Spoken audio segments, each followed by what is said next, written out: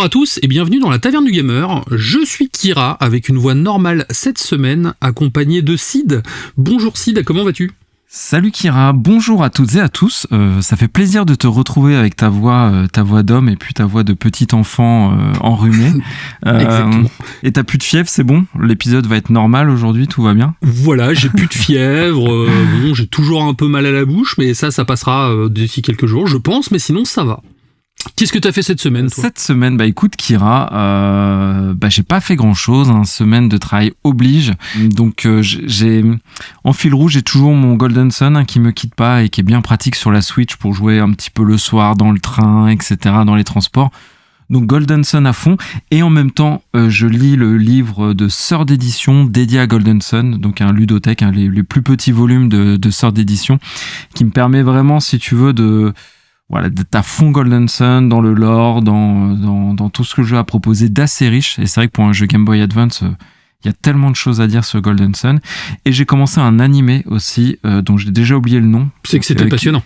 Alors, le premier épisode est un peu bizarre, mais j'en ferai une chronique si jamais le cœur m'en dit, une fois que j'aurai fini ces 13 épisodes. C'est sur Crunchyroll, ça s'appelle Vivi, je crois. C'est un truc un peu barré. Enfin, le thème te plaira, c'est l'intelligence artificielle, un peu Skynet, tu vois, Skynet qui pète un plomb. Ça va me plaire, ouais. Donc voilà, c'est dans ce délire-là. Donc je t'en dirai un peu plus si jamais je vais au bout, mais pour l'instant, c'était un peu bizarre. Mais jamais se fie aux premiers épisodes, hein, c'est ma doctrine. Et toi, ta semaine ? Moi, ma semaine, pas grand-chose. Je me suis remis un petit peu sur Metal Gear Solid 2, car je prépare une chronique pour cet été. Je continue à jouer encore à Cyberpunk de temps en temps, mais c'est vrai que j'ai pas beaucoup joué cette semaine. Pourquoi ? Parce que The Boys, c'est vrai que The Boys cannibalise tout mon temps. Là, j'ai fini la saison 3, j'attaque la série Gen V, du coup, Gen V, comme on dit. Et derrière, j'enchaînerai la saison 4 dans la foulée dès qu'elle sera terminée. Et j'ai été voir Vice Versa 2 au cinéma, qui était très cool. J'ai même hésité à le faire en chronique, mais qui était vraiment très très cool et que je recommande vivement d'aller voir, en tout cas. Qu'est-ce qu'on a préparé de beau cette semaine ? Et au programme, tu as réussi à trouver des actualités, tu as été meilleur que moi. Tu as une actualité sur Daydreaming en plus Transformers, donc plutôt des sujets assez cool. Moi, j'ai une actualité autour de PlayStation qui lance une gamme de figurines et qui permettra en même temps, voilà, un petit doudou nostalgique de parler des figurines de notre enfance. Enfin, on verra. En jeu vidéo, tu nous gâtes. En chronique, tu nous gâtes parce que c'est une recommandation auditeur, c'est le jeu Fable sur Xbox, première du nom, hein, c'est ça ?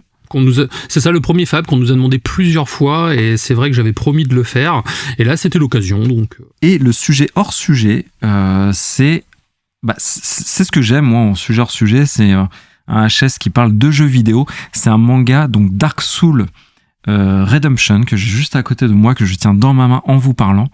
Un manga adapté de jeux vidéo, adapté du jeu vidéo Dark Souls, c'est pas commun. On avait parlé d'Elden Ring il y a pas très longtemps. Donc je vous dirais si ça vaut la chandelle. Si ça vaut, c'est 7-8 €. Oh, ça va, c'est pas excessif en plus. N'oubliez pas que vous pouvez nous retrouver sur toutes les applications de podcast, que vous pouvez, si vous voulez vraiment nous soutenir et nous faire plaisir, c'est surtout de partager les épisodes, de mettre 5 étoiles aux applications et un petit commentaire qu'on est ravis de lire à chaque fois. On en a eu plusieurs cette semaine, on vous en parlera en fin d'épisode justement. En tout cas, c'est vraiment la meilleure façon de soutenir la taverne et de nous faire grossir au fur et à mesure. C'est vrai que vous êtes toujours de plus en plus nombreux chaque semaine, et beaucoup de nouveaux auditeurs sont très content de notre vibe en fait, et du côté feel good de l'émission en tout cas, et on vous remercie. Et puis là on va attaquer, hein, c'est le moment après cette longue intro. Allez, générique, Kira, on y va, c'est parti.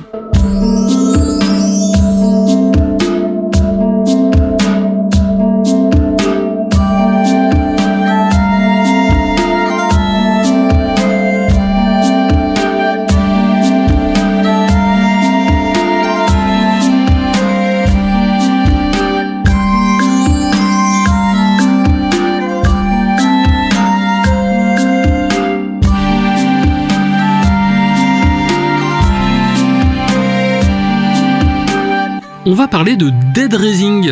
Est-ce que tu te souviens de ce jeu Dead Rising d'ailleurs, que tu avais acheté le 2 en collector de mémoire, avec collector avec le gros zombie tout moche que j'ai encore dans ma vitrine. Je suis en train de le regarder pendant que je vous parle. Qu'est-ce qu'on s'est marré avec ce jeu quand même dans le centre commercial à tout défourailler. Ouais, le fait qu'il soit en coop et tout, c'est vrai que c'était très très cool. Et le premier Dead Rising, moi, toi tu ne l'avais pas fait, mais moi je l'avais fait à l'époque, et c'est vrai que c'est mon préféré des 4 qui sont sortis. Et là, sorti des hautes herbes, tel un ratata aux abords de Bourg-Palette. On ne s'y attendait pas du tout. Ils annoncent un Dead Rising Deluxe Remaster, donc qui sortira en version numérique le 19 septembre 2024, et une version physique suivra en novembre. Donc il est annoncé au tarif de 49 € pour le moment. Dans cette édition, donc ils annoncent des graphismes modernisés, ils utilisent le RE Engine, ça c'est très très cool, et ils annoncent du 4K 60 FPS. Donc c'est vrai que le RE Engine est déjà un très très bon moteur graphique. On l'a vu sur les Resident Evil ou du Dragon's Dogma par exemple. Un gameplay amélioré, donc la possibilité de viser et de tirer en marchant, ce qui va vraiment changer la donne, concrètement. Ils améliorent aussi l'intelligence artificielle des survivants, ce qui était vraiment nécessaire, et surtout le gros plus c'est les sauvegardes automatiques. Donc c'est fini les sauvegardes dans les toilettes où on pouvait perdre la moitié de ses personnages ou la moitié de sa mission parce qu'on n'a pas sauvegardé au bon moment. Là au moins ça sera peut-être un petit peu plus intuitif. Derrière, ils annoncent des doublages supplémentaires, donc ils incluent des doublages de plusieurs langues, y compris le français, et ça c'est très très cool aussi. De nouveaux filtres photos, pour pouvoir, parce qu'on joue un personnage qui est photographe, donc reporter, et Frank West se sert de son appareil photo pour prendre donc des zombies en photo. Il y a pas mal de défis liés à ça en fait. Donc ils rajoutent cette option-là. Ils ont amélioré les modèles 3D également, donc les personnages principaux comme Frank, Brad ou Jesse auront un changement de chara design assez significatif. D'ailleurs, Frank maintenant ressemble de plus en plus à Dan Aykroyd, l'acteur qui jouerait dans SOS Fantôme. C'est assez troublant d'ailleurs. C'est Ray avec une brosse et des cheveux bruns. Au niveau du contenu additionnel, ils annoncent 17 costumes et 17 pistes musicales supplémentaires, et les précommandes sont déjà ouvertes avec des bonus, donc c'est des tenues exclusives pour Frank et Chuck bien sûr, et des nouvelles musiques arrangées des jeux précédents, donc ça c'est cool. Je dois dire que j'attends ce remaster avec une certaine impatience, c'est de loin mon préféré de la saga, surtout lié à l'hommage du film de Romero, Zombie, qui marche à merveille sur moi. J'ai essayé de relancer le 1 il y a peut-être 2-3 mois, qui a quand même très très mal vieilli dans ses mécaniques et dans son gameplay. Et là où je suis choqué, c'est qu'ils appellent ça remaster. Alors pour moi, ça ressemble plus à un remake pour le coup. Nouveau moteur graphique, ils ont refait plein de choses à l'intérieur. Donc encore une fois, la frontière entre le remaster et le remake est assez c'est jamais simple. Mais en tout cas, je suis chaud patate. J'espère un mode coop, ça serait cool. Pourquoi pas le faire tous les deux? J'allais le dire, en fait, c'est vraiment faut que ça sorte en coop, ça. Le principe, c'est un peu comme Dead Island finalement, que tu as chroniqué, que tu avais fait aussi avec un pote. C'est que on prend toujours plus de plaisir à défourailler du zombie à plusieurs, quoi. C'est vraiment le truc un peu à la Left 4 Dead, même si c'est un peu plus décalé. On défouraille, point. On défouraille du zombie et c'est ça qui est cool. Mais c'est vrai que par exemple, j'écoutais attentivement, et s'ils ont retouché au moteur, s'ils ont retouché à des mécaniques de gameplay et tout, c'est vrai que ça ressemble quand même plus à un remake. Après, c'est vrai, comme tu dis, la frontière est toujours un peu fine et finalement on s'en fiche un peu tant que le résultat est cool, mais ils ont l'air d'avoir mis les petits plats dans les grands, donc je pense que je passerai à la caisse si vraiment il y a un mode coop, tu vois. Ça peut être bon délire. Après, le jeu sort à 49, c'est plutôt cool. Version démat au début, mais au moins ils ont eu la décence d'annoncer une version physique dans la foulée. Donc si les gens veulent attendre, ils attendront la version physique. Je pense que c'est ce que je ferais moi pour avoir au moins la galette. Mais je trouve que c'est une bonne idée, c'est un bon mood et je suis content. Ouais, c'est cool. Et comme tu dis, c'est bien qu'ils annoncent la version physique. En même temps, ça évite les petites disquettes quand même qu'on s'est pris ces derniers temps, où c'est devenu un peu à la mode de désolé les gars, on sort quand dématérialiser nos jeux, achetez-les sur le store pour qu'une fois que le jeu a bien marché, il sorte du physique. Ça, je trouve, c'est vraiment pareil, ça fait partie des nouvelles méthodes d'édition qui sont vraiment pas ouf et qui desservent souvent les joueurs, et certains repassent 2 fois à la caisse. On peut penser aux éditions physiques de Baldur's Gate qu'on fait craquer des gens après coup, donc c'est bien, dont toi. Donc c'est bien qu'ils l'ont vraiment, c'est bien qu'ils l'ont fait, qu'ils l'ont annoncé en même temps en tout cas. Ok, ça arrive un peu plus tard, mais ça arrive, laissant le choix aux personnes qui préfèrent le support Blu-ray. À la limite, en soi, ça laisse le choix aux joueurs, comme tu dis. S'ils veulent favoriser le numérique d'abord, pourquoi pas. Après, moi, je suis prêt à attendre 2 mois de plus. Au moins, ils sont pas de souci.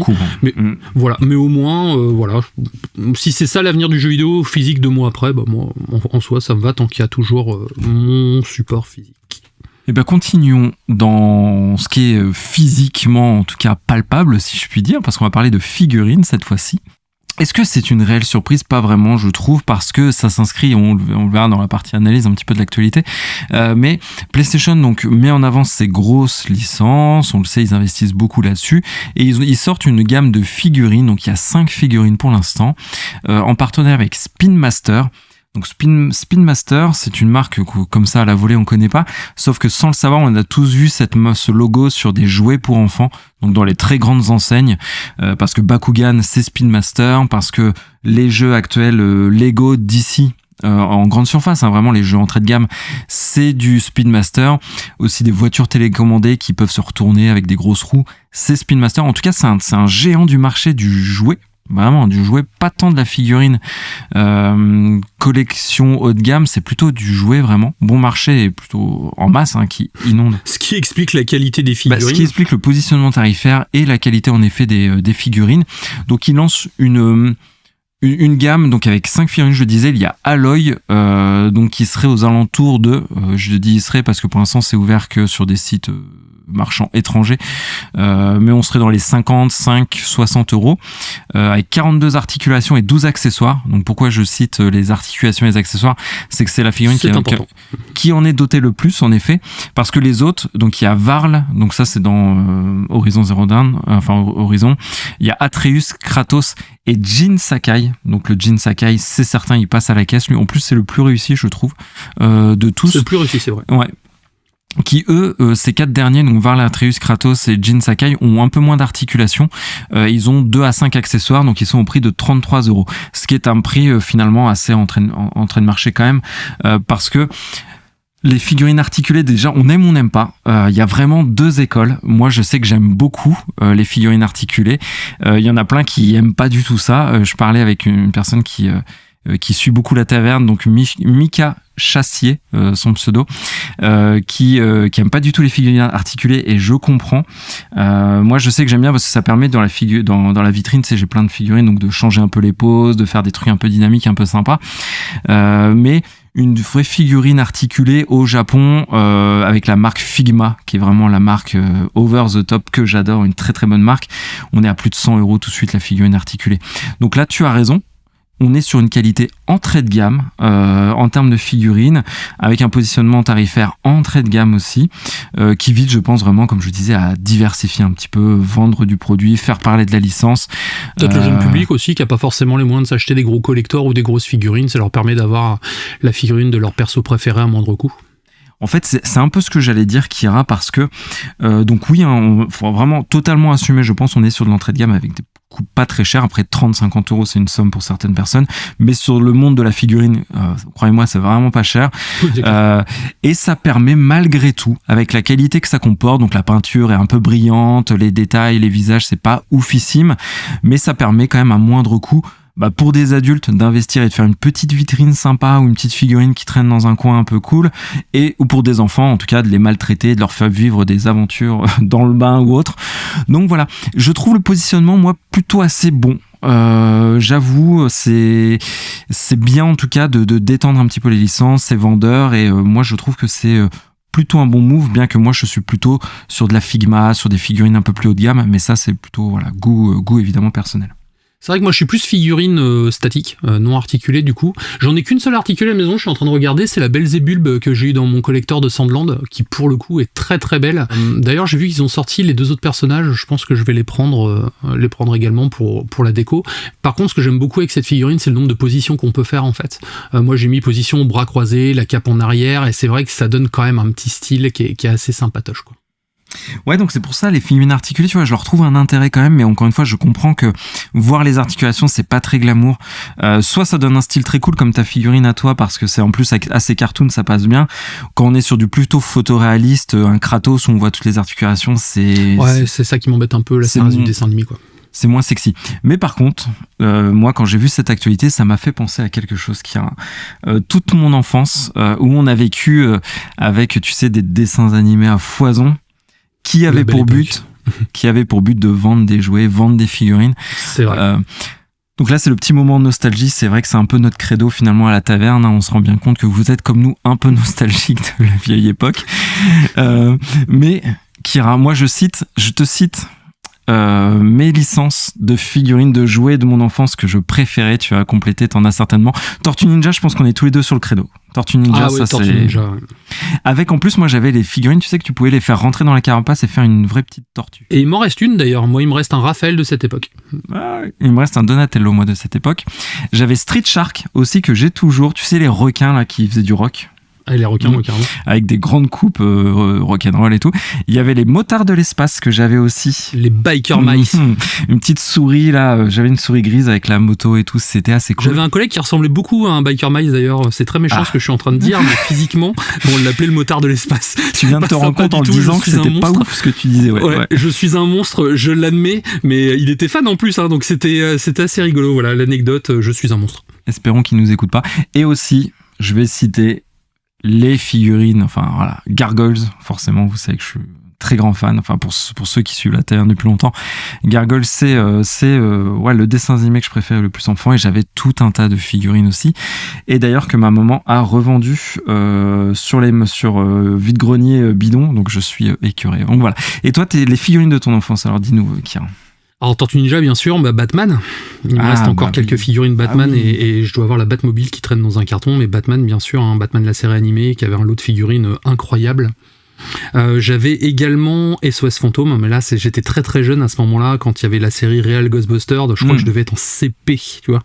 Donc j'en avais quelques-unes, et j'ai réussi à en retrouver d'ailleurs dernièrement, s'ils ont fait des rééditions pour la sortie de Ghostbusters l'héritage il y a 2-3 ans je crois. Donc ça c'était vraiment les séries que... T'étais pas G.I. Joe toi? J'étais pas du tout G.I. Joe, je suis trop jeune pour G.I. Joe. Genre t'es trop jeune. Bah si, G.I. Joe c'est les années 70, je suis né bien après. Bah oui, je croyais que t'étais né dans les années 70. Non, okay. Non, je suis pas si vieux non plus. Non, j'ai pas été trop G.I. Joe, je sais qu'il y avait Mask aussi. Action Man, moi. Mais j'étais jeune. Action Man, j'étais ado à Action Man, donc non, j'étais pas vraiment dedans non plus. Les Chevaliers du Zodiaque, par contre. Ah, bah oui, bien sûr. Chaque figurine coûtait un rein. Et je me rappelle aussi, est-ce que tu te rappelles d'un Super Sentai qui s'appelait Jiraiya, le capitaine ninja? Bah ouais, j'ai pas connu ça.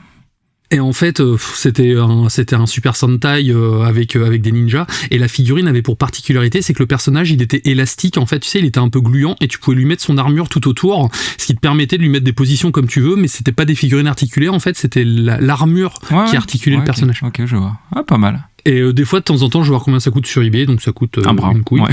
Mais voilà, ça c'était des figurines que j'avais quand j'étais petit. Eh ben écoutez, dites-nous, voilà, ça y est, on racole maintenant. Dites-nous dans les commentaires. Bon, il n'y a pas de commentaires à laisser, je sais, mais dites-nous. Comme vous pouvez, envoyez-nous votre liste de figurines de votre enfance en pigeon voyageur, en ce que vous voulez. Mais en tout cas, petit moment nostalgique, doudou. C'est vrai qu'on se fait du bien durant cet été.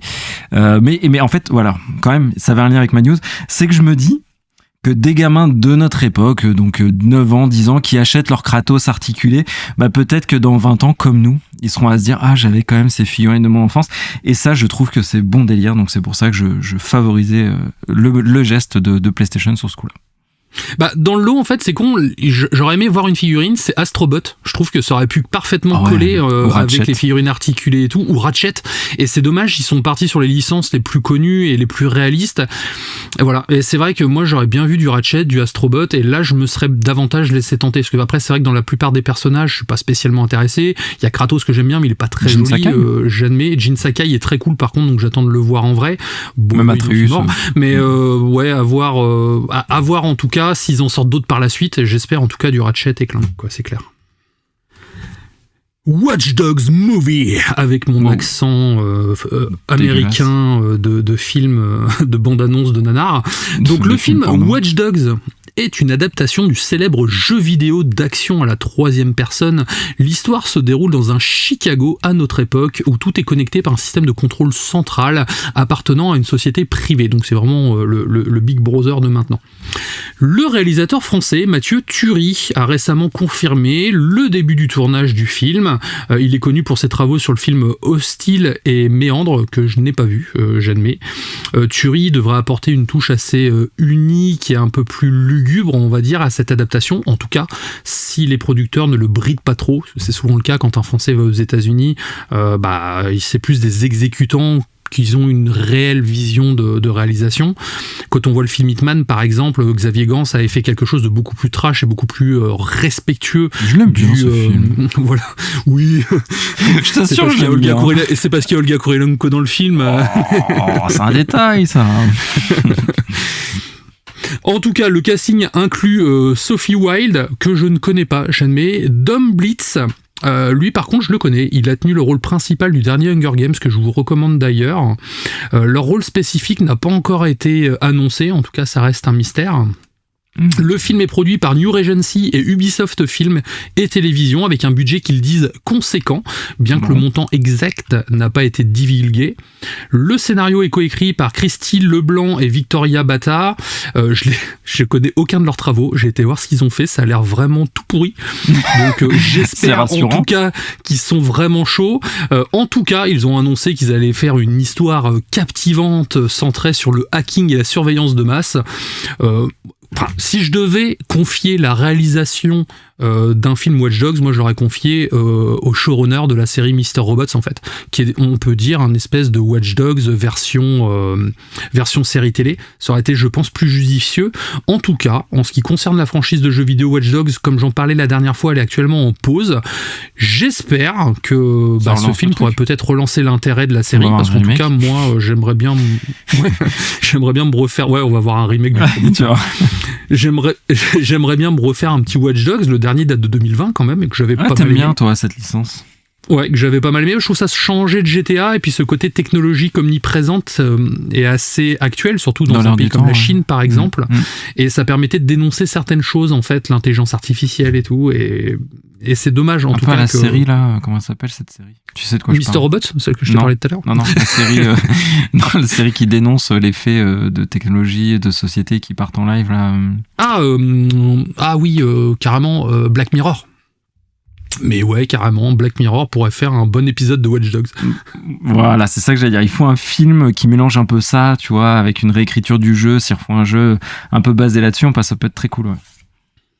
Si on suit le premier scénario du premier Watch Dogs, c'est un film de vigilante, un petit peu à un justicier dans la ville, sauf que le gars, il a des capacités de hacking de ouf, et à côté, il essaye de démanteler une grosse multinationale.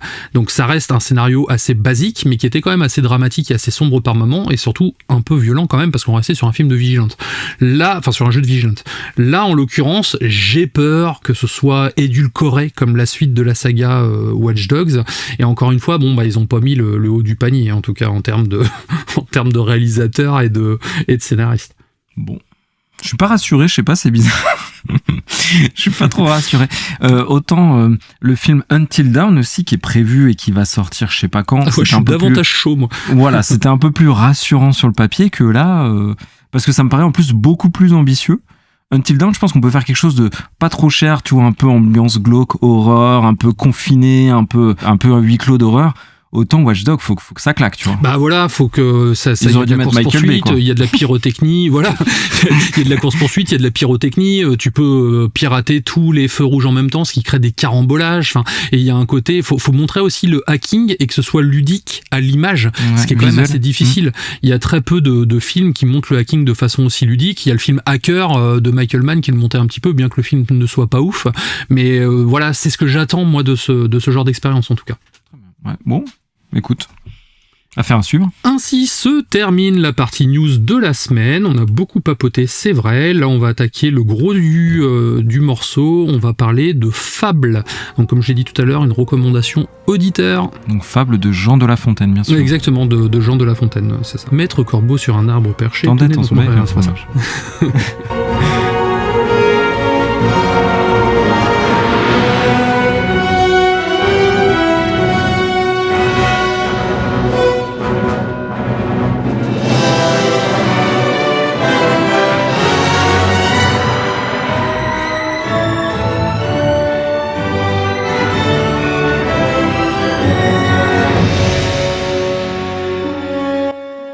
Fable, sorti en 2004 sur Xbox et PC, et il y a également une version remaster qui est sortie en 2014 sur 360 et qui est rétrocompatible, donc j'ai utilisé cette version-là pour mon test. La genèse du projet Fable est assez fascinante et remonte à la fin des années 90. Le jeu a été développé par Lionhead Studio, une société fondée par le grand Peter Molyneux, le très connu d'ailleurs, un développeur de jeux vidéo britannique renommé pour ses idées innovantes, ambitieuses et surtout pour sa com, qui était quand même assez excessive à l'époque. Il était digne d'un vendeur de fenêtres PVC dans les années 80. Il te vendait monts et merveilles et souvent panneau solaire maintenant. Voilà, ou panneau solaire maintenant. Mais non, c'était une petite allusion à Wild Gold, seuls les vrais pourront comprendre. D'ailleurs, si vous connaissez Wild Gold, n'hésitez pas à nous écrire. Peter Molyneux avait une vision claire pour Fable. Il voulait créer un jeu de rôle où chaque action du joueur aurait des conséquences visibles et durables sur le monde du jeu, sur le personnage également. Cette idée de choix moraux et de conséquences était révolutionnaire à l'époque, ça faut pas l'oublier, c'était pas le cas dans les RPG en tout cas contemporains. Le projet a commencé sous le nom du projet Ego, on va dire comme son auteur, ça tombe très bien. L'équipe de développement voulait offrir une expérience immersive où les joueurs pouvaient vraiment sentir l'impact de leurs décisions. Cela impliquait de créer un monde dynamique et réactif, ce qui représenterait un défi technique et majeur, surtout à l'époque de la première Xbox quand même. L'une des innovations de Fable était donc son système de moralité. Les actions du joueur, qu'elles soient bonnes ou mauvaises, influençaient non seulement l'apparence du personnage, mais aussi la manière dont les autres personnages réagissaient en le voyant ou en le croisant dans la rue. Par exemple, un personnage qui commettait des actes héroïques serait vénéré, tandis qu'un personnage maléfique serait craint. Cependant, la réalisation de cette vision n'a pas été sans défi. L'équipe a dû faire face à des contraintes techniques et à des délais serrés. De nombreuses fonctionnalités initialement promises par Molyneux ont dû être réduites ou même tout simplement abandonnées, ce qui a conduit à certaines critiques lors de la sortie du jeu. Par exemple, les conséquences étaient moins profondes et variées que ce qui avait été initialement promis. Les choix moraux n'avaient pas toujours l'impact significatif sur l'histoire ou le monde tel que Molyneux l'avait suggéré. De plus, il avait promis un monde où chaque action du joueur aurait des conséquences visibles et durables. Par exemple, il suffisait de planter un gland à un endroit, de revenir 50 ans après, pour voir pousser un arbre au fil du temps. Donc cette fonctionnalité, bien sûr, n'a pas été inclue dans le jeu final, ni dans ses suites. Il avait également été annoncé que Fable offrirait un monde ouvert, vaste et entièrement explorable. Cependant, le jeu final était plus linéaire, avec des zones distinctes et des chemins prédéfinis. Au niveau de l'histoire, donc l'histoire l'histoire commençait avec un jeune garçon dont le village est attaqué et détruit. Sauvé par un héros, il est amené à la guilde où il commence son entraînement. Le joueur suit son personnage de l'enfance à l'âge adulte, influençant son apparence, ses compétences et sa réputation par des actions et des décisions, on va dire, cruciales. Personnage tu me corriges, Kira, mais je crois qu'on pouvait customiser, enfin on choisissait son apparence, son sexe, son apparence, son visage. À partir du 2, on avait le choix entre un homme et une femme. Dans le premier, c'était forcément un petit garçon qu'on avait au début qui grandissait. Le garçon avait toujours la même tête, mais en fonction du choix que tu allais faire, ses cheveux pouvaient changer de couleur. Si tu étais quelqu'un de gentil, tes cheveux devenaient blonds avec des yeux bleus, tu vois. Si au contraire, avec une auréole au-dessus de la tête, si au contraire t'étais méchant, ils devenaient bien dark, les yeux rouges, les cheveux noirs. Il pouvait avoir des cornes et tout, non ? J'ai déliré quand je pensais à ça pour Fable. Il pouvait avoir les cheveux les yeux rouges, des cornes, comme un démon, quoi. Ouais, c'est ça, j'en parlerai tout à l'heure, tu vas voir, mais oui, tout à fait, il y avait ça. Et pareil, à chaque fois qu'on mourait, notre personnage prenait une cicatrice supplémentaire. Donc du coup, si on mourait 50 fois dans le jeu, on se retrouvait avec un perso qui était défiguré, ce qui pouvait également générer des situations cocasses avec les PNJ. Ouais, ok. Le gameplay était centré autour de la notion du bien et du mal. Chaque action, qu'elle soit bonne ou mauvaise, affecte l'apparence donc du personnage. Par exemple, des actions héroïques peuvent faire pousser une auréole au-dessus de la tête de votre protagoniste, tandis que les actions maléfiques peuvent lui faire pousser des cornes immenses avec des flammes, ce qui avait également un impact sur les interactions avec la population forcément. Quand tu vois ton mec arriver avec les cornes de Hellboy et des flammes, les gens ils disent ouais non, on va pas les l'emmerder. C'est pas un gars fréquentable quoi. Non. Voilà, ça sert à rien. Fable également se distingue par son style visuel unique, mélangeant des éléments de fantasy et de féerie avec une touche de caricature. Les personnages et les environnements sont conçus avec des proportions exagérées et des détails stylisés, ce qui donne au jeu une apparence à la fois fraîche et surtout qui vieillit bien. Les environnements également sont variés et riches en détails, des forêts luxuriantes aux villages pittoresques. Chaque lieu est conçu pour immerger le joueur dans le monde d'Albion.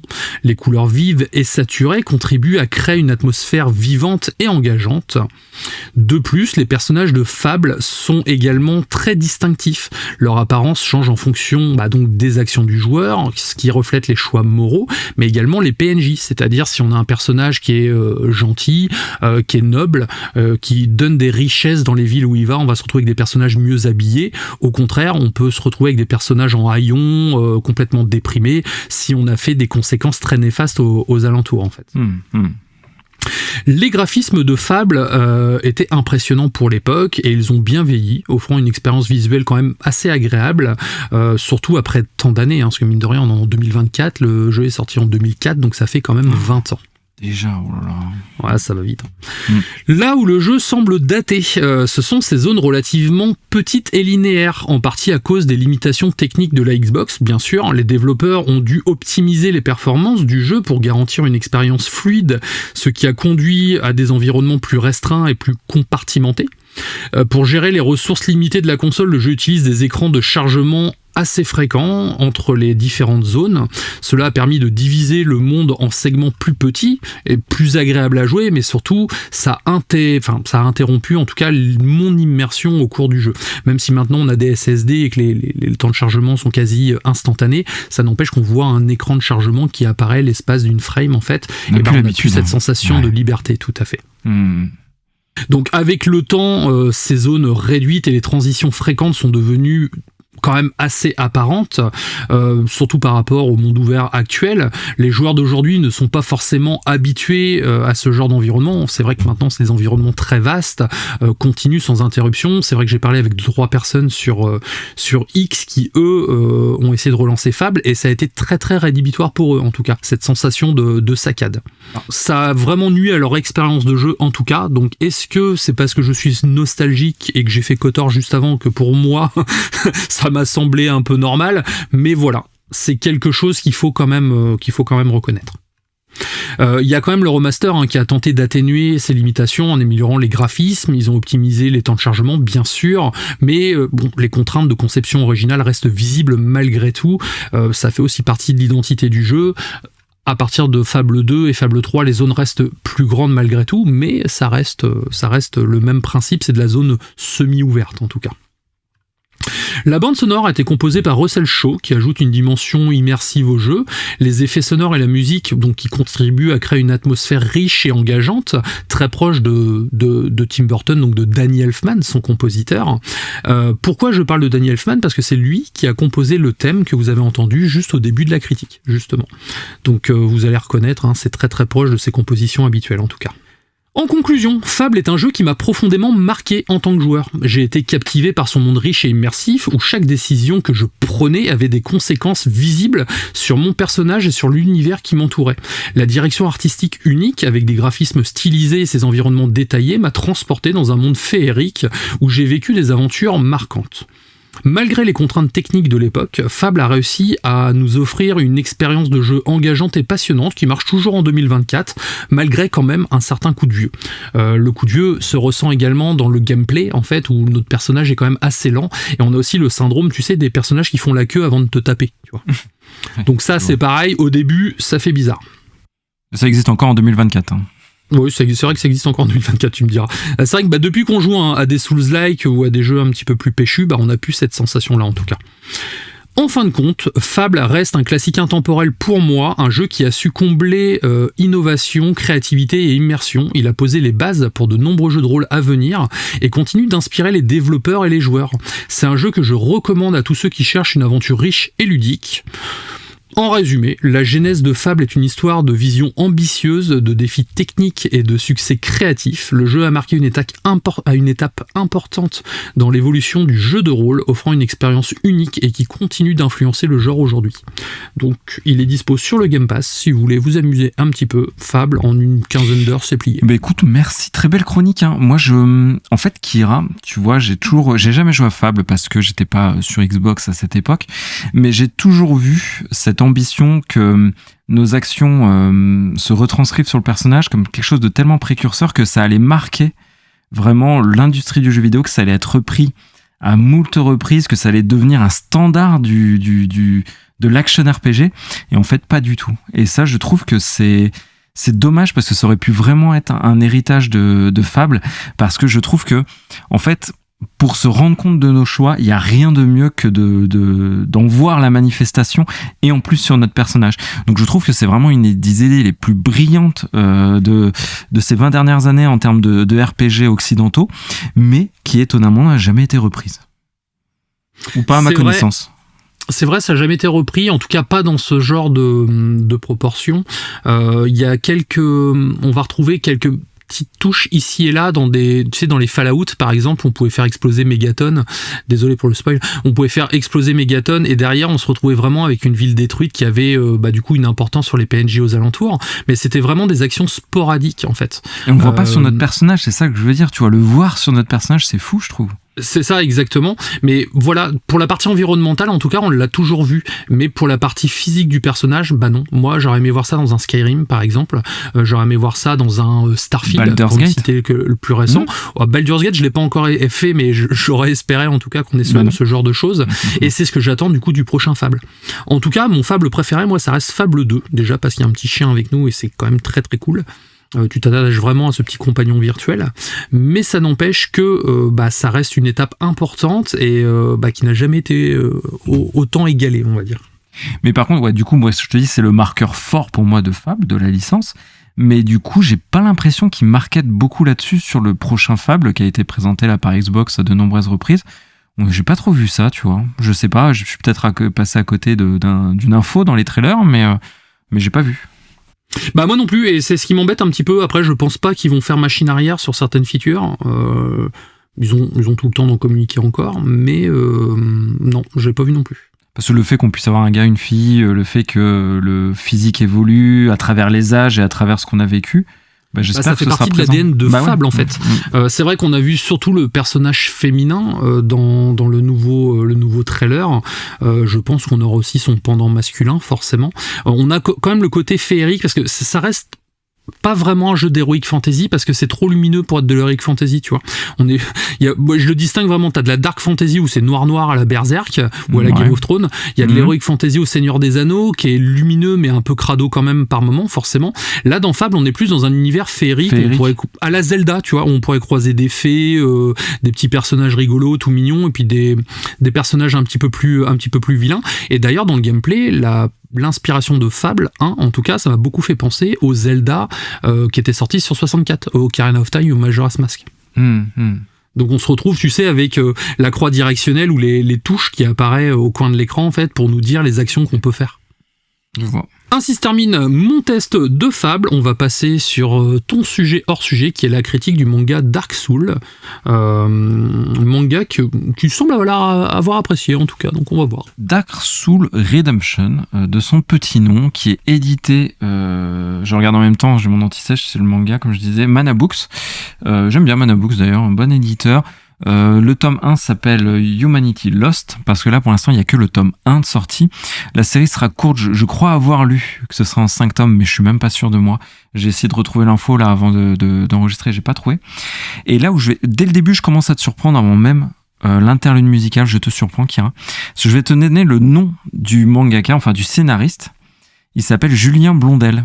Donc on est, je pense que pour un manga... J'attendais pas ça, tu vois. Il s'appelle Kevin. Ah ouais. Julien Blondel. Et le dessinateur s'appelle Shonen. Donc c'est son pseudo, okay. Mais il est français aussi. Ouais, il est français. D'accord.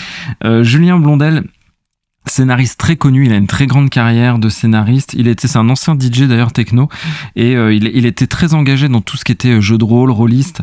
Je crois qu'il a même bossé un peu pour Metal Hurlant de mémoire. Donc ouais, il a fait vraiment plein de choses, même des magazines. Lotus Noir, je crois aussi, il a travaillé sur Lotus Noir, un magazine que j'adore sur les cartes Magic. Mais sinon il y a eu Wakfu, Prophétie, Méta Baron, Vermine 2047, l'apogée de Gilgamesh. En fait, plus je suis en train de lire ce qu'il a fait, plus c'est vénère. Donc c'est quelqu'un qui a beaucoup de talent dans la dark fantasy d'ailleurs, et dans la scénarisation de BD. Et Shonen, lui je le connais un petit peu moins, mais c'est un très bon dessinateur, et j'y reviendrai quand je parlerai un petit peu du dessin. Mais en tout cas, c'est l'auteur de Outlaw Players, donc pour ceux qui connaissent, moi je ne connais pas. Donc déjà d'emblée, c'est un manga, mais ce sont des Français, donc je sais pas trop comment on dit dans ces cas-là quand c'est un manga français. Alors là, je saurais pas te dire. Je sais pas. Je connais Radiant, je crois que c'est un manga aussi qui est français, en tout cas qui est pas japonais. Mais comme je disais, c'est les hors-sujets, les HS que je préfère parce qu'il y a un lien avec le jeu vidéo, ce qui va me permettre de parler en même temps de Dark Souls. Donc voilà, tout pour me faire plaisir. Donc interlude musical, forcément, musique de Dark Souls, ce sera le thème que l'on entend. De la belle musique. Dans le menu, ouais, très très belle musique Dark Souls. Donc on vous reprend juste après.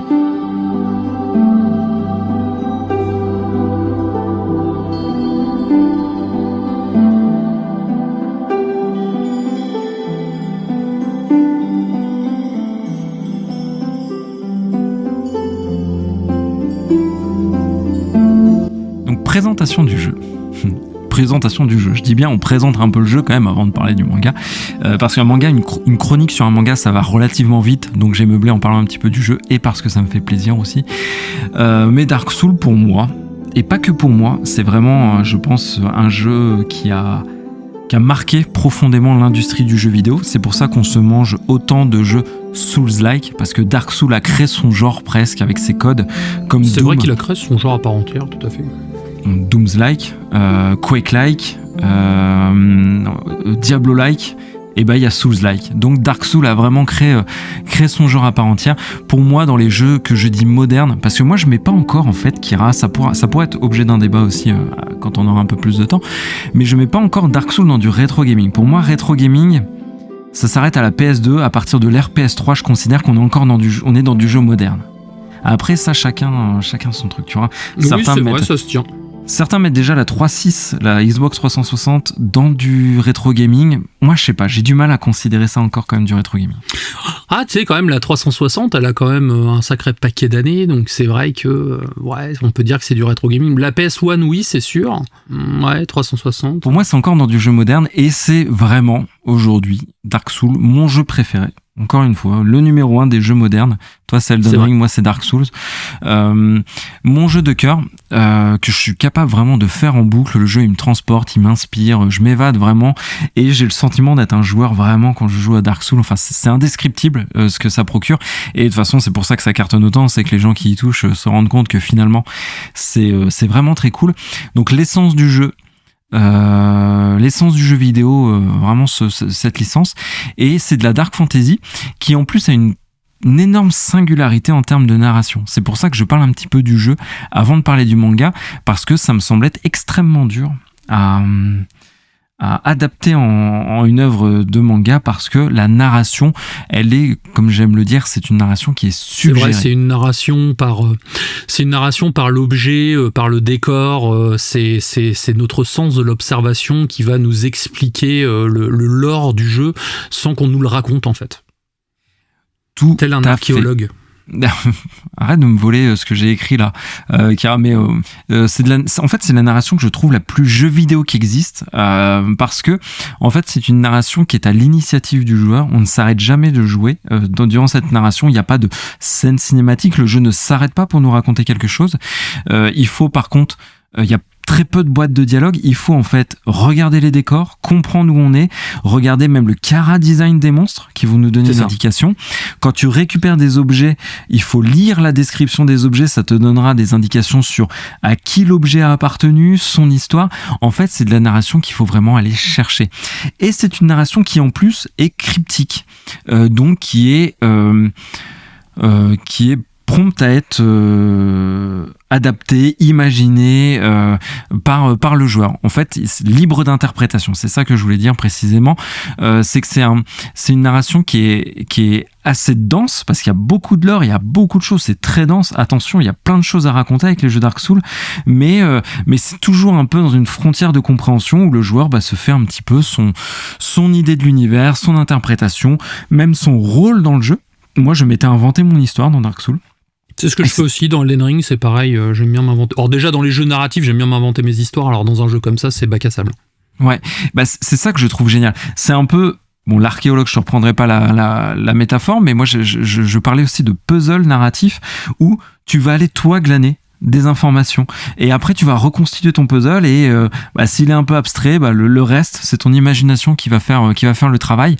Et en fait, c'est pour ça que je trouve Dark Souls aussi brillant, au-delà même de tous les intérêts de gameplay. Et j'en ferai certainement une chronique dans l'année de Dark Souls, je peux pas passer à côté. Il faut absolument que j'en parle, à tel point ça me fascine ce jeu. Mais en tout cas, ça rejoint ce que je disais. Comment adapter ça en manga, tu vois, parce que c'est la narration la plus jeu vidéo qui existe pour moi, parce qu'il faut la vivre, il faut la jouer, il faut aller la chercher. Comment tu fais ça en manga, tu vois? Et c'est là où je trouve qu'ils ont réalisé un tour de force, et c'est ça que je vais expliquer. Mais il y a quand même dans Dark Souls des fondamentaux qui permettent d'avoir des bases. Par exemple, il y a 3 âges. Il y a les feux de camp. En fait, il y a les feux tout court, la symbolique de la flamme, de la vie, qui est très présente dans les jeux de From Software, le cycle éternel et tout, quoi.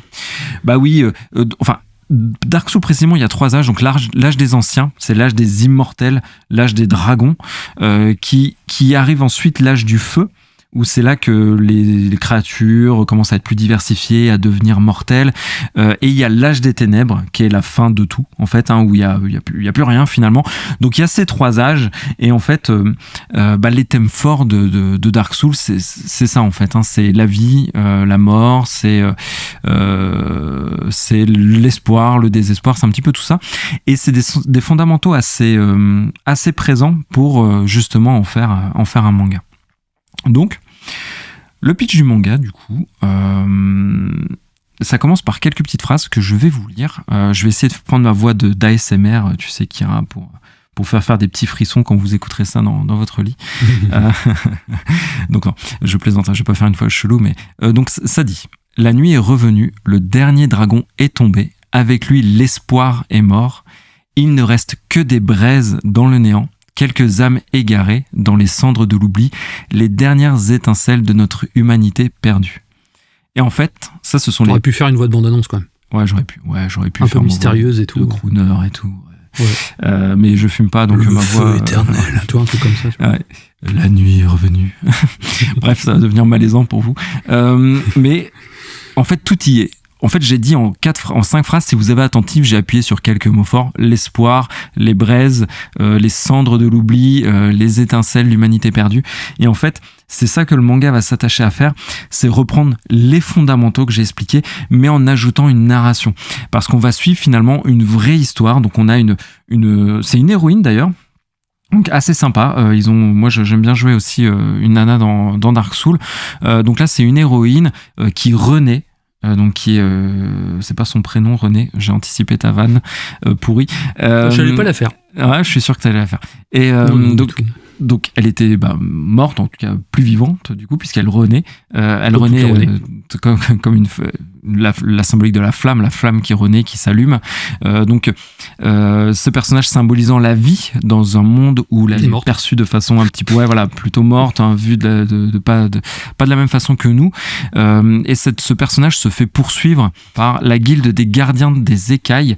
Donc pareil, référence aux dragons disparus. Les dragons n'existent plus dans ce monde, c'était l'âge d'avant. Et donc notre héroïne se fait pourchasser vraiment, on veut la tuer. Et il y a un personnage ultra badass, un bandeau sur les yeux, donc aveugle mais avec une armure et une masse gigantesque qui la sauve, accompagné d'un chien fantomatique et d'un enfant aussi, un fantôme d'enfant. Et est-ce qu'il a le physique, on va dire le physique qui match avec la masse qui trimballe? Il a complètement le physique, et vraiment c'est la marmule, tu vois. Tu vois, quand t'as une épée de 12 mètres et que ton perso il fait 40 kilos, c'est chaud, quoi. Ouais, non, il a vraiment, faut imaginer le perso d'Okuto no Ken, tu vois, hyper badass, avec une belle grosse armure, ouais, vraiment, démesuré presque en termes de physique. Il la sauve, et là, du coup, l'histoire se met en place. En fait, ce personnage qui est René, c'est notre héroïne, a perdu la mémoire.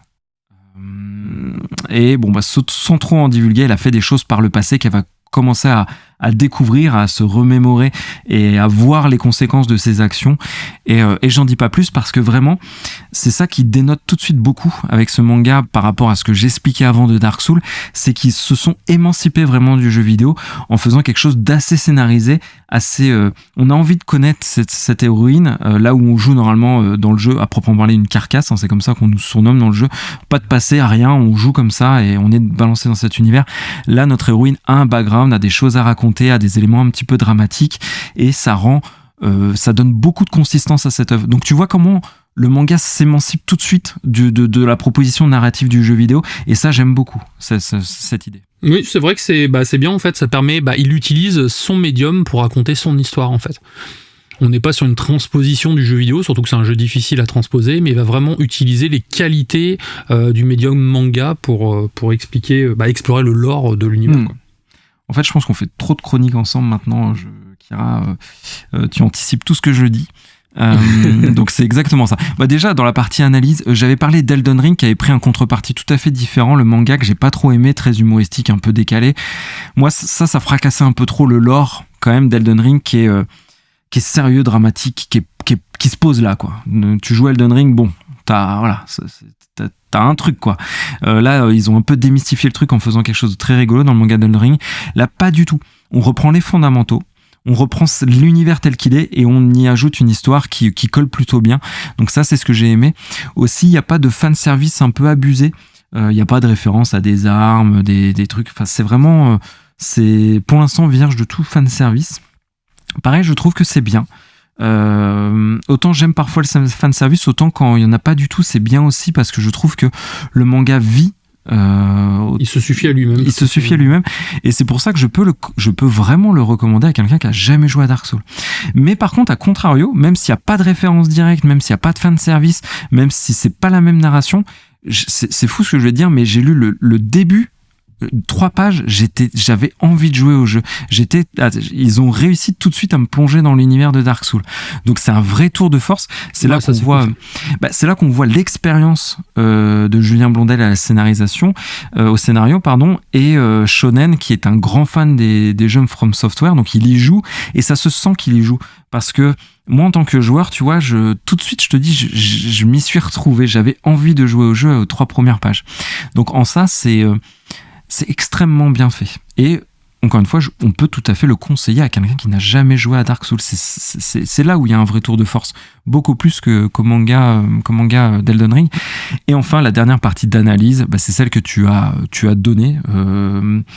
Parce qu'en fait, avec ce média qui est différent du jeu vidéo, ils ont pu s'approprier le manga. Ils ont pu jouer avec les cases, jouer avec les bulles, jouer avec les dialogues qui sont peu présents dans le jeu vidéo, faire quelque chose de scénarisé. Donc ils se sont appropriés ce médium. On n'est pas sur la retranscription du jeu vidéo en manga, on est sur une offre de transmédia qui s'assume complètement, qui est vraiment à part entière. Et ça, en fait, c'est vraiment, je le dis, et je pense qu'on en avait déjà parlé pas mal des offres cross-média, c'est moi ce que je préfère en tout cas, des adaptations de jeux vidéo en une autre œuvre. D'accord, je vois, oui. C'est ouais, non, ça me tente bien du coup. J'attends que tu me le prêtes. ouais, je te le prêterai avec plaisir. Donc, avant la conclusion, petit aparté très rapide pour le dessin. Donc, c'est très beau. Franchement, c'est un des plus beaux mangas que j'ai lu cette année, carrément. C'est extrêmement bien dessiné. Bizarre un peu le chara-design qui fait vraiment référence au jeu. Et je lui trouve quand même un côté un peu franco-belge. Alors je sais pas si c'est voulu, mais en tout cas il y a une sorte de mélange, une petite patte entre le manga et la BD plus traditionnelle, ouais, qui lui donne vraiment un très beau charme et un style assez propre au dessinateur, donc c'est très réussi. Et enfin, je terminerai là-dessus sur l'aspect dessin. Moi en manga, il y a quelque chose qui est essentiel par-dessus tout, c'est la lisibilité. Je le dis souvent, mais moi dans les mangas, quand c'est très bien dessiné, quand c'est fourni en détail, le risque c'est que ça devienne difficile à lire visuellement, j'entends. Quand il y a des scènes d'action, des scènes de combat, on comprend pas trop ce qui se passe. J'ai en référence Senseiya The Lost Canvas qui est très beau, la mangaka Shiori Teshiroji qui est très douée, oui, que j'aime beaucoup. Elle dessine très bien, mais je trouve vraiment que les phases d'action manquent beaucoup de lisibilité, c'est trop fourni. Je pense qu'elle a je trouve que en termes de détails, c'est pas très bien géré. Quand t'as à côté Berserk, où chaque planche est une œuvre d'art, mais à chaque fois tu arrives à la lire parfaitement. Là, on est plutôt là-dedans. C'est très lisible, c'est bien fait, et c'est pour moi la meilleure qualité pour un manga. Donc en conclusion, Dark Souls Redemption est une excellente adaptation du jeu vidéo. Comme j'ai dit, un manga qui parvient parfaitement à s'émanciper de l'œuvre originale, à trouver sa propre narration, et en même temps, c'est là où la magie a opéré. Pour moi qui ai joué, j'étais j'étais dans Dark Souls, ça m'a tout de suite donné envie de rejouer. Donc c'est une œuvre de transmédia réussie parmi celles que je préfère vraiment là à l'heure actuelle en adaptation de manga. Ça va devenir certainement une de mes références. À voir sur la durée, évidemment, je vous dirai parce que là c'est que le premier tome. Mais en tout cas pour les tomes et tout sur la longueur. Ouais, voilà. À voir sur la longueur toujours. Si c'est trop long, bon, à voir. Mais en tout cas en termes de dark fantasy. Franchement, si vous aimez Berserk, si vous aimez Hubble Blade, si vous aimez les seinen dans le genre Dark Fantasy, franchement, allez-y. C'est très très cool que vous ayez joué au jeu ou non. Et c'est ça où est le tour de force, encore une fois. Donc Dark Souls, le manga, disponible dans toutes les plus grandes crèmeries de France et d'ailleurs. Et de Navarre. C'est le moment de faire un petit point comptoir des auditeurs avant de finir. Oui, parce qu'il y en a plein. Parce que maintenant qu'on vous dit de mettre les 5 étoiles en début d'épisode, ça marche beaucoup mieux. Merci 1000 fois, on a grimpé en notes. Vous êtes des milliers à nous écouter, mais on est encore à 100 notes, 80 en fonction des plateformes. Donc c'est le meilleur moyen, comme l'a dit Kira au début, de nous soutenir. On nous demande souvent. C'est notre moment un peu sponsor. Et en même temps, on vous met en avant. Donc là, il y a eu plein de messages, donc je vais aller un peu plus vite. Il y a Kazé246 qui nous dit super podcast, merci pour le travail que vous faites. Il y a Sébastien PM, il adore le côté actu, test, film, BD. Un grand merci à lui. Il y a... Pardon, j'avais pas lu, je l'avais copié-collé, j'avais pas lu. Il s'appelle Gant. Désolé, ça peut être Gant Toilette, ça me fait un peu rire. D'accord. Gant Toilette, mais il l'écrit un peu différemment. En fait, c'est que, bon, bref, immanquable. Il écoute chaque semaine, ça le fait beaucoup rire. Et il m'a fait rire avec son pseudo. Il aime bien le côté chill, les chroniques délicieuses. On regarde un peu sur les anciens jeux. Il aime bien l'ambiance reposante, et c'est vrai que c'est ce que l'on aime, nous, hein, c'est ce côté chill. Et il y a aussi Hello Delu, 76 000, Kikira, elle aimerait bien beaucoup, Kikira d'ailleurs, elle aimerait bien beaucoup te voir dans ta petite tenue en lycra de Wolverine, mon cher Kira. Donc, je réserve ça à l'élite, je suis désolé. On attend toujours les photos. Et voilà, donc merci beaucoup pour vos soutiens, vos messages, et ça compte beaucoup pour nous. On a également eu un commentaire de Frélis aussi. Elle a laissé un commentaire, super podcast, votre duo est super agréable à écouter. Vous m'avez donné envie de prendre les DLC de Final Fantasy XVI, jeu qu'elle a adoré d'ailleurs. Et elle va se prendre un abonnement Disney Plus pour regarder les X-Men. Donc c'était la première fois qu'elle nous écoutait. Elle a réservé des épisodes pour écouter plus tard. Donc merci à toi et bienvenue. Installe-toi. La bière est fraîche. Ou si tu es plus vin, on a du vin aussi et du fromage. Avec modération, bien sûr. Donc ça fait plaisir en tout cas, tous ces retours chaleureux, merci à vous. Je te laisse le mot de la fin avant de conclure l'épisode de la semaine. Eh ben, une nouvelle fois, un grand merci pour votre soutien indéfectible, comme j'aime le dire, mais c'est vrai que vous êtes là, vous nous écoutez. En plus, pour bon nombre d'entre vous qui nous découvrez, vous écoutez les anciens épisodes, donc vous avez bien du courage, merci. Oui, c'est clair, même moi j'ose pas le faire. Non, ça nous fait chaud au cœur de partager toutes les semaines ce moment avec vous, que l'on veut chill, reposant, loin de tous les tumultes de la vie du quotidien. Notre créneau, c'est discuter entre passionnés, se faire plaisir, et qu'on nous laisse kiffer avec les jeux que l'on aime, les séries que l'on aime, bref, on est en bonne compagnie. Et Kira, encore une fois, un grand plaisir d'animer avec toi, et on se dit à la semaine prochaine. À la semaine prochaine, ciao. Ciao.